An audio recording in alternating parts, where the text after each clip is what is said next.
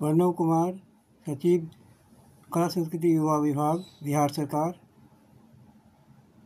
अपना आशीर्वचन देते हुए विजेता कलाकारों को अवसर द्वितीय राज्य स्तरीय कला प्रदर्शनी सह प्रतियोगिता पटना। नमस्कार, आप देख रहे हैं अमृत न्यूज पटना से। ललित कला अकादमी के तत्वावधान में आप सभी की प्रतिभाओं को एक शब्द देने के लिए, एक आवाज देने के लिए, एक प्लेटफॉर्म देने के लिए इस कार्यक्रम का आयोजन किया गया है और लगातार ये कई श्रृंखलाएं भी मैं देखता हूं कि यहाँ चलती रहती हैं, तो ये एक काफी स्वागत योग्य कदम है। और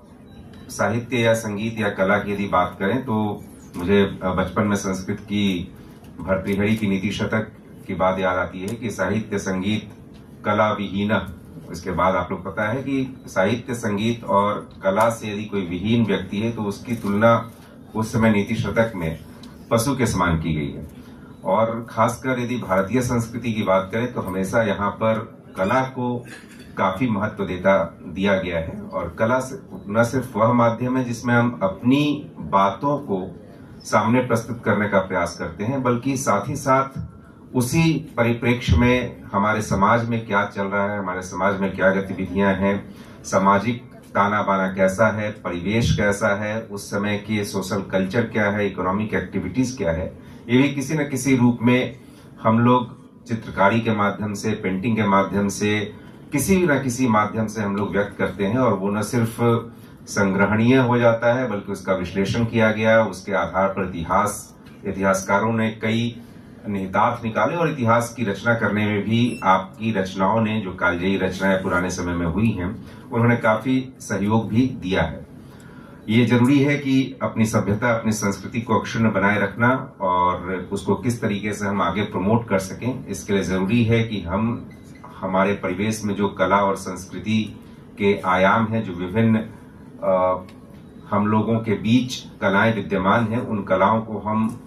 जीवित रखें, उन कलाओं को प्रोत्साहित करें, प्रेरित करें, आगे बढ़ाने का प्रयास करें, ताकि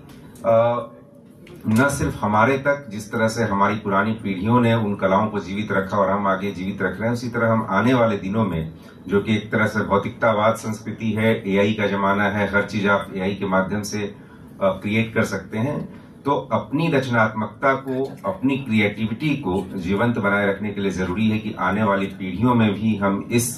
विधा को,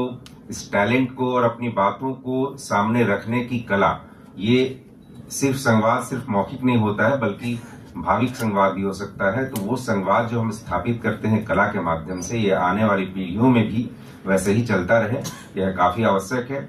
और इस तरह के कार्यक्रम के आयोजन से जो इस एक ही प्लेटफॉर्म पर एक ही विधा के या विभिन्न विधा के डिफरेंट कलाकार यहाँ उपस्थित होते हैं और आपस में अपनी एक दूसरे की कला को भी समझने और देखने का प्रयास करते हैं, तो ये भी काफी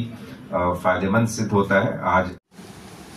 Thanks for watching. Rajan Kumar, Amrit News, Patna, Bihar. Jai Hind, Jai Bharat, Vande Mataram।